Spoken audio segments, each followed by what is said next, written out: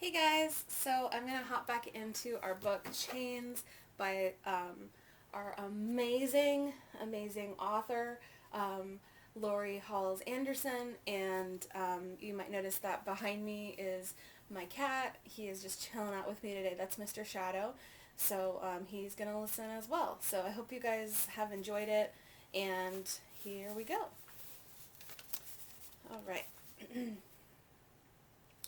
So this is chapter 12, and it's going to start off with that primary source, so from that time period giving us a glimpse into some of the records we have. Friday, June 7th, 1776. By virtue of the authority vested in us by certain resolutions of the Congress of the Colony of New York of the 7th day of June, do therefore summon you to appear before us, to show cause, if you have any, why you should be considered as a friend to the American cause. So this is a summons, so something that they're saying you have to come to this from the New York Provincial Congress to a suspected Tory. So Tory is someone who supports England, who supports the king, and so they are calling this person saying you have to come tell us why we should trust you, why you are on our side. So people are going to be getting these as they're suspected of supporting the enemy in war, and in many cases, if you're found to be supporting the enemy, your property can be taken, you can be imprisoned, and it's definitely not a good thing. So the Lockdowns have something to be afraid of if they get caught. And remember, Isabel had turned in the information to Kirsten that that the chest had money that they were going to use to try to bribe people to switch sides. So they definitely have something to be afraid of. And then also they took the lead counterweights, so to help open the windows they have a counterweight, something that helps to balance as you're changing it, and they're going to use that for bullets. They also mentioned that they're going to be using church bells to melt down for cannons, so it's a time period when they're using every resource they have for the war, and it doesn't matter who you are, they might come in and use whatever supplies you have for the war support. All right, here we go. Becky sent me to fetch the Lady Seymour to help Madam get through having her husband arrested like that. The old lady lived 2 blocks north of Trinity Church, the one with the spires that scrape the sky. It's one of them old Dutch-style houses. Got a red door and a knocker looks like a heart, Becky said. Can't miss it. The house was not far from City Hall, along a street where soldiers with heavy axes were chopping down the row of tall poplar trees. Fortifications, a soldier explained to a cartman, to protect against the invasion. Any day now, they say. The red door made the house easy to find. I walked through a beautiful garden around to the back. Neatly trimmed boxwood hedges created a path lined with young betony plants, lavender, daylilies, and honeysuckle. Mamma would have admired the roses.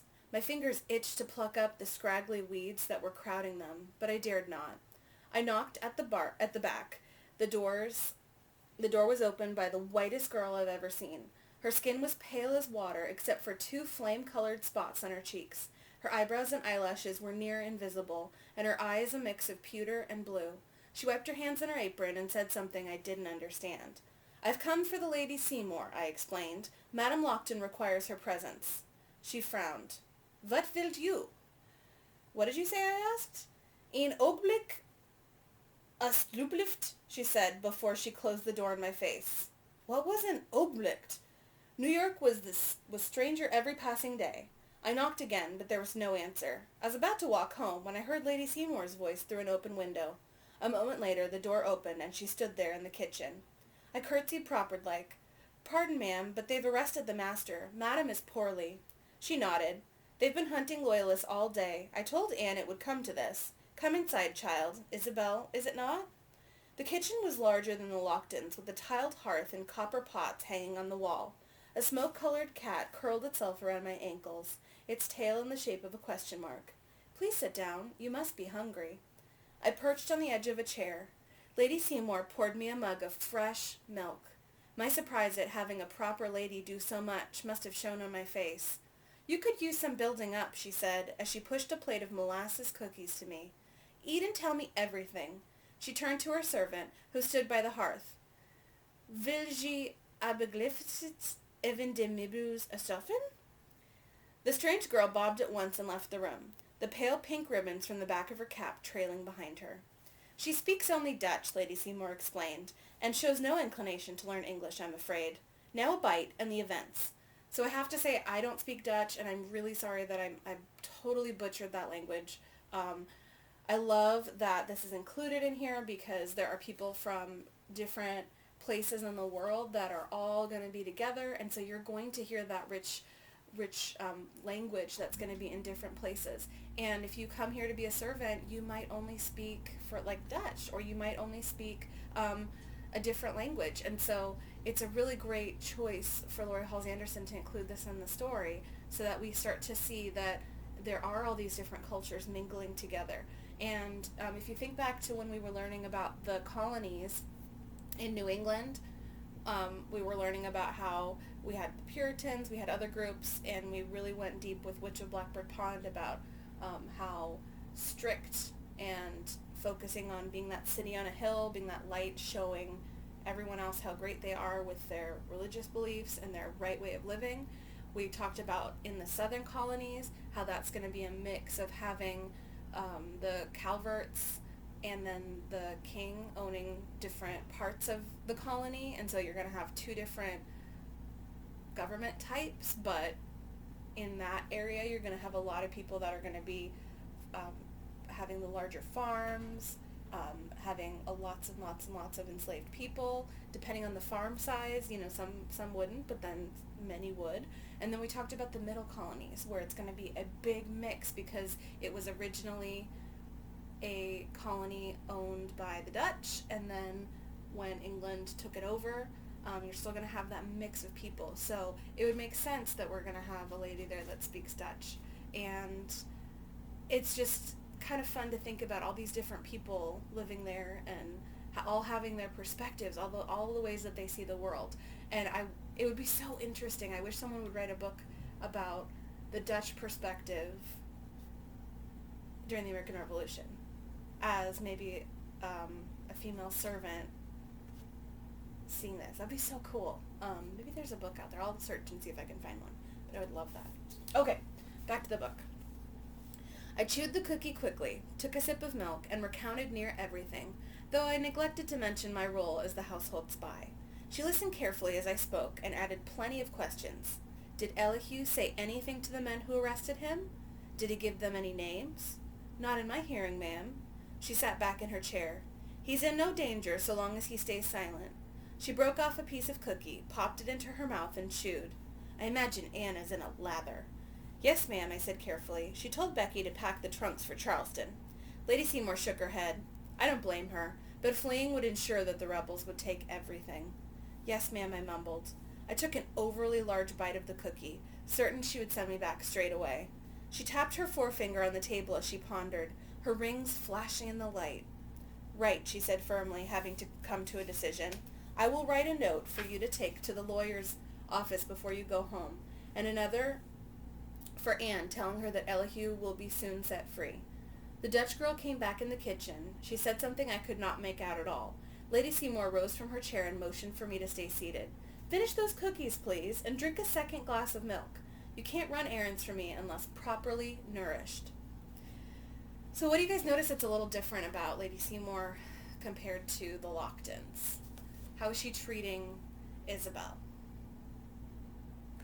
Yeah, she served her. She's pouring food. She's feeding her. She's making sure that she is fed.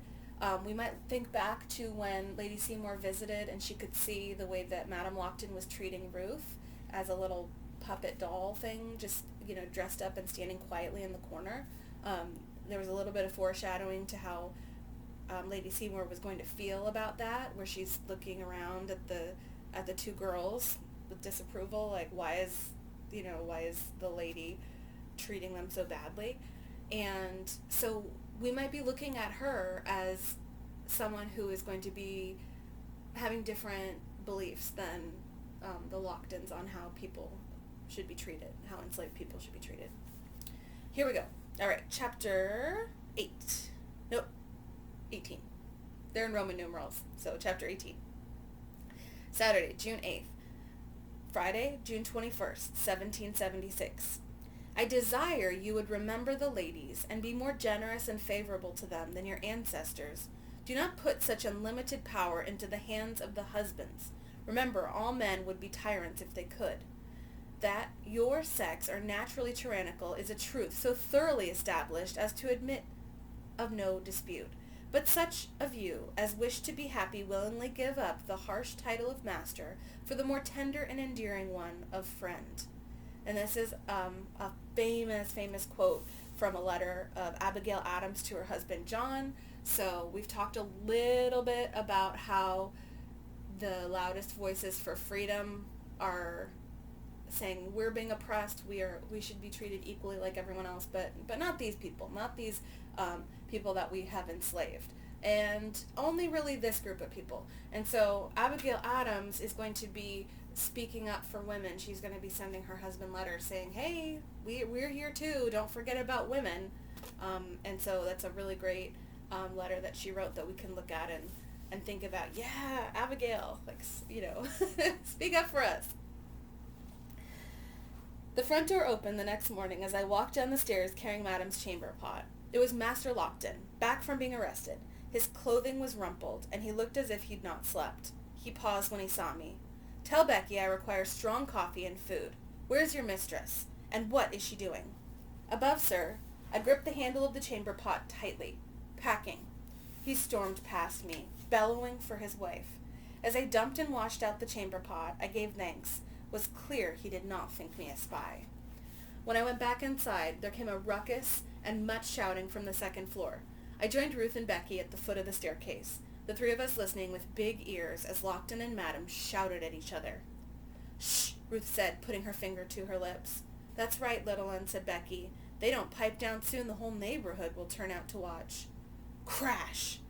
Bet you that was the wash pitcher, she said. Crash! And the basin, she added. Do they often fight like this, I asked. Often enough, Becky said. She stopped as Madam cried out in pain. The master likes to be obeyed. He's not happy. She wants to head for Charleston, and she don't want to stay here. Lockton lowered his voice some, but he was still angry and scolding. Should we do something, I asked.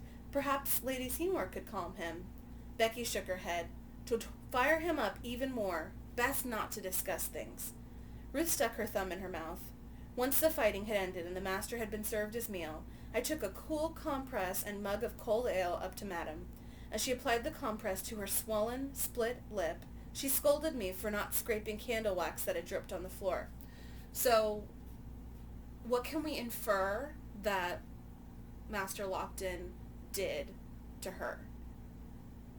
If we think about, here are our clues. They were fighting. She's got a swollen, split lip. And she had cried out in pain up there. So it doesn't explicitly say Master Lockton hit his wife, but we can use our detective inferencing skills to put that together. And at this time period, you would not be able to bring charges against your husband for hitting you if you're a wife like that.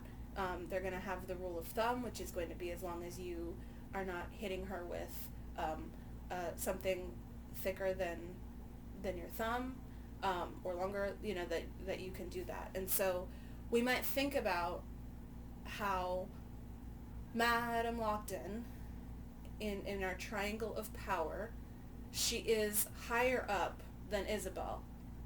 She has more power, but we could even think back to the beginning of the book. She still had to ask her husband for permission to buy Isabel, to raise the bidding. And she can't make the decision to leave to go to Charleston like she wants to. She is afraid. She wants to get out of town. She doesn't want to be in an area controlled by patriots anymore where they're arresting her husband. And she doesn't have the freedom to be able to do that. So it's just interesting to think about all the different perspectives, the way that people's experiences and how that's affected the way they see the world. So Madame Lockton is going to have a very specific way of viewing the world compared to Master Lockton, compared to Isabel, and what does she choose to do with her power? So in this story, she is not kind at all to the people she is enslaving. And it's interesting in this moment where you have the person that she is oppressing bringing her things to help her feel better, and she's immediately snapping back, telling her she didn't scrape up the candle wax, that she did this wrong.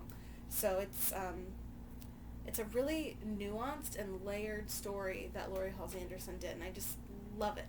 I love it, love it, love it. It caused me to fall, she said. Do you see what your clumsiness cost me? We both knew it was a lie. There was no wax on the floor. A few drops of blood stained the edge of the carpet. What do you have to say for yourself? She asked. I didn't like picking up the blame and carrying it, but I had no choice. I bowed my head. I beg forgiveness, ma'am, and promise it will not happen again. She removed the compress and winced. It had better not. So why do you think she's trying to blame Isabel? Say, it's your fault that I fell and split my lip, when everybody knows that her husband hit her. It's something to think about. Why would she do that? What is she trying to accomplish by pretending that it's Isabel's fault? In the weeks that followed, the master had me serve him whenever his companions visited. I listened closely to their conversating, but they blew only hot air, complaining about the Congress and the weather and the effect of war on business. I was relieved to hear that the printer, ink-stained, had fled the city with his wife and children. Lockton was certain that he had told the rebels about the money and the plan to bribe the American troops. My secret was safe. Becky brought back peas, greens, and gossip from the marketplace. The British fleet was in the harbor. No, the fleet had sailed to Jamaica. No, the Congress had negotiated a peace. No, the British planned to kill us all while we slept.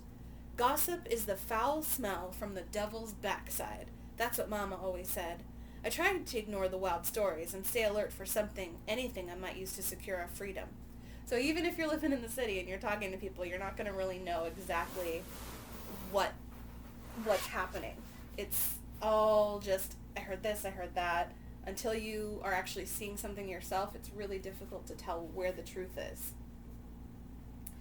Becky had been quite happy to give me the chore of hiking up to the tea water pump every day. After my first few visits, it became the favorite part of my day. The pump was set in a little shed at the edge of the common, a big gathering place ringed by army barracks, the poorhouse, and the jail. There were trees and fields to the north of the common, and the burying place for Africans. The air was cleaner up there, easier to breathe. A week after Lockton returned home, Kirsten stood with me in the line of servants, waiting for water. I was desperate to ask him questions, but knew they had to wait until we were alone. When my turn came, I handed my buckets to the ancient slave who worked the pump handle. The man, old as dirt, with stone-gray hair and skin the color of the night sky. He carried a country mark on his face, 3 straight lines that had been cut into his right cheek when he became a man in Africa. Papa had a mark that looked close to it. It made me feel kin to the old man, and I smiled and curtsied polite whenever I saw him. Thank you, grandfather, Kirsten said to the man as he handed us the full buckets. I was surprised. He's your grandfather? I didn't know that. The old man chuckled softly and reached for the buckets of the girl standing behind me. I'm the grandfather of everybody and everything. He pushed down on the handle of the pump and water flowed. Mind how you go, missy. Kirsten waited until we were 2 blocks down Queen Street before he asked me about the Lockton affairs. He traveled to Fairfield in Connecticut 2 days ago and came home late last night, I said. I thought he was on parole, that he had to stay in New York. Why don't they arrest him? Kirsten looked behind us and from side to side before answering. They don't have enough men to follow him, he explained, and his aunt has powerful connections, both here and in England. There must be solid proof before they dare arrest him again. Should you ever come in possession of letters sent to him, or maps, or if I find the king hiding in our pantry, I interrupted. The Congress would give you a medal for that, he said with a grin. I'd rather have passage home on a fast ship. You don't want to sail anywhere. Not now, he said, doffing his hat and bowing to 3 officers passing on horseback. I likewise bobbed in the direction of the gentlemen and waited for them to draw out of earshot before speaking again. Why not? The royal fleet is fast approaching and eager for battle and spoils. If you sailed now, you'd likely be captured and sold to the islands. Idle gossip and pipe smoke, I said. You hear it on every street corner. It's a wonder we don't all choke to death on it. Where you see smoke, you find fire, country. Don't worry. The day of our liberty will soon dawn. This country is going to be free, and you and me with it. For a boy with a little head, you sure do have big dreams. I just want what's owed me. You need to be patient, he said with a frown. The army has bigger fish to fry than you and your sister. And I have bigger fish to fry than your army, I said with a whole lot more confidence than I truly felt. The sun set later and later in those weeks. The extra light was welcomed and put to good use. I aired out our pallet and blanket and tidied our cellar corner. The potato bin was near empty, and Ruth asked to play in it as if it was a little house. I would not let her. Instead, I made her a corn husk doll, and painting a face on it with pokeberry juice, and fashioning a gown for it with a piece of cambric from Becky's scrap bag. One night, feeling out of sorts and reckless, I crept up the stairs. It was after midnight, and Lockton and his wife slept heavily. I snuck into the library and took the book from the shelves, a story called Robinson Crusoe by Mr. Defoe. I sat by the glowing coals on the kitchen hearth and read until I could hold my eyes open no longer. When the fat moon rose the next night, I planted the mystery seeds I had taken from Mama's jar. I did not know what they would grow into, but planting them deep in the cool dirt was a comfort. Thunder boomed in the distance as a summer storm approached. I ought to check the cows, I thought. Storms make them nervous. More thunder rolled, and then a third wave. Fool, I scolded myself. The cows were in our old life, not this one. The moon climbed higher in the air, returned to stillness and waiting. I took myself to bed and did not dream.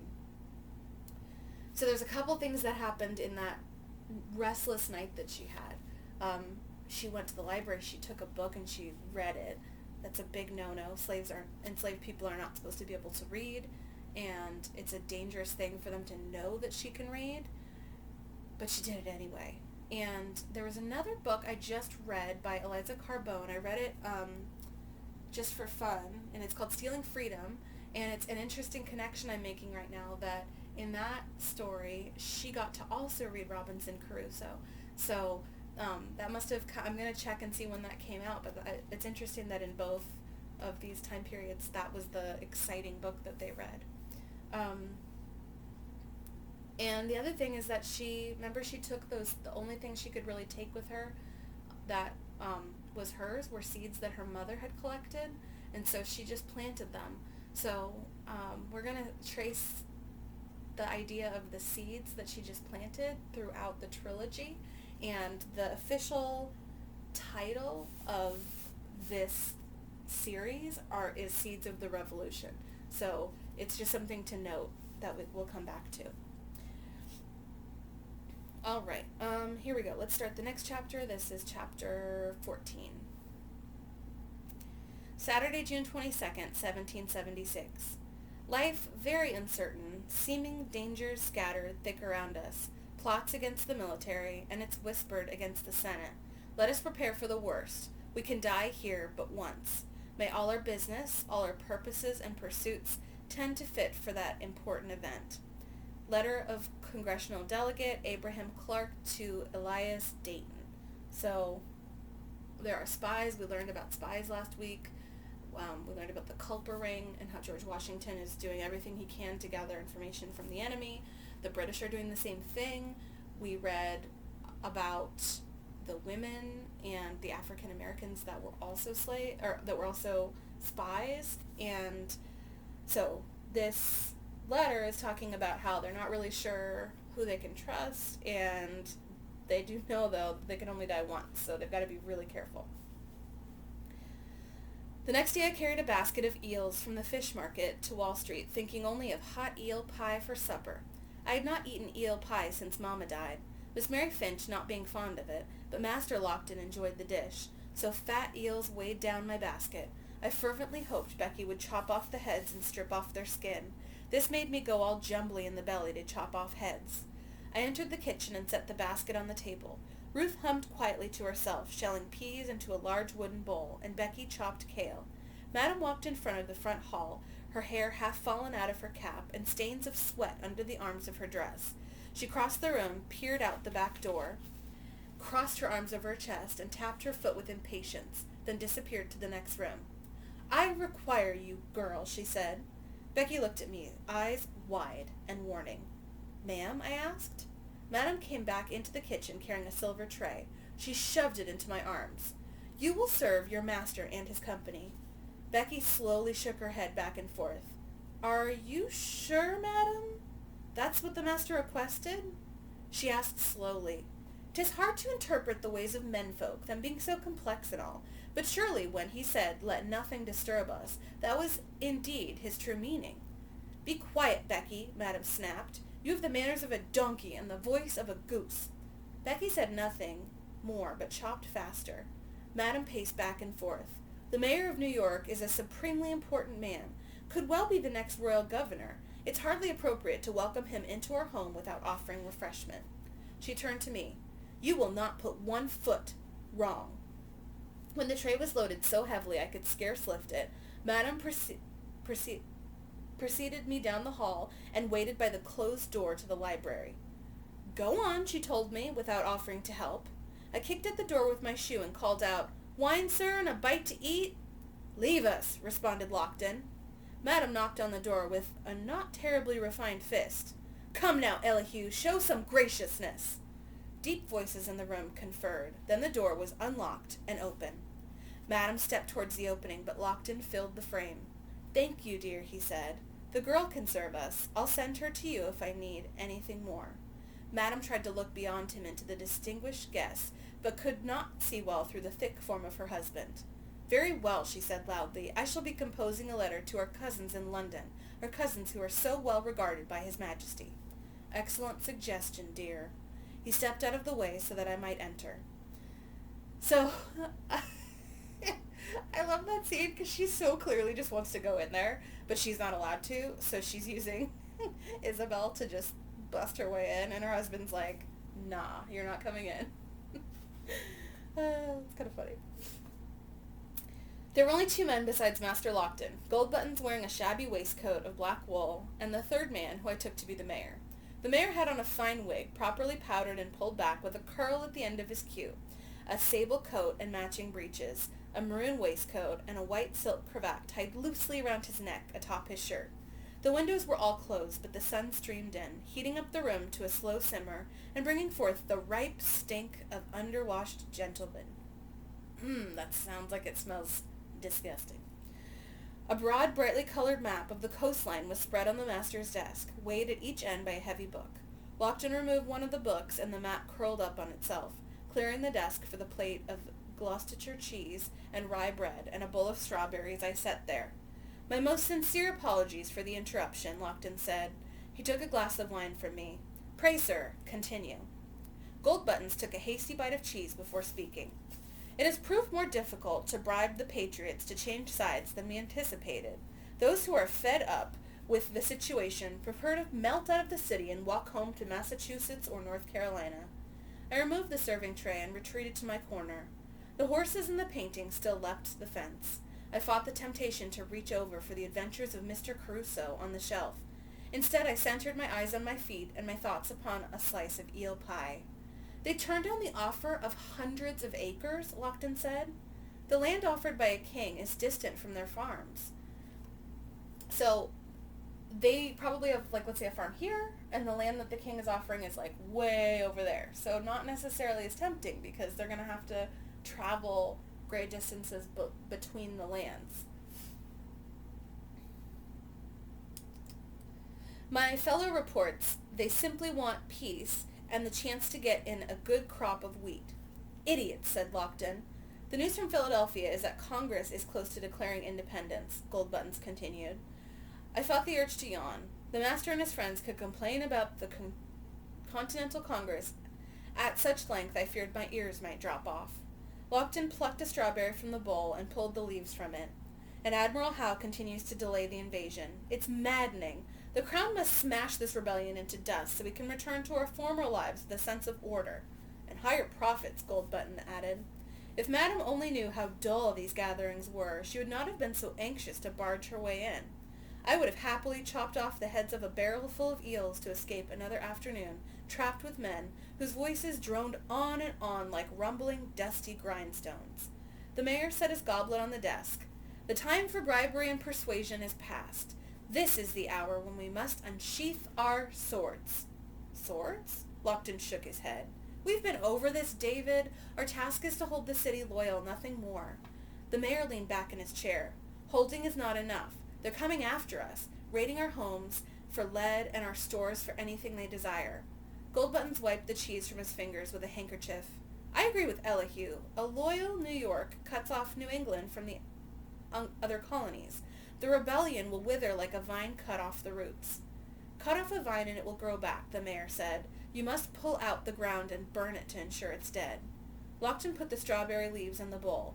Is there a plan afoot to destroy them? Most definitely.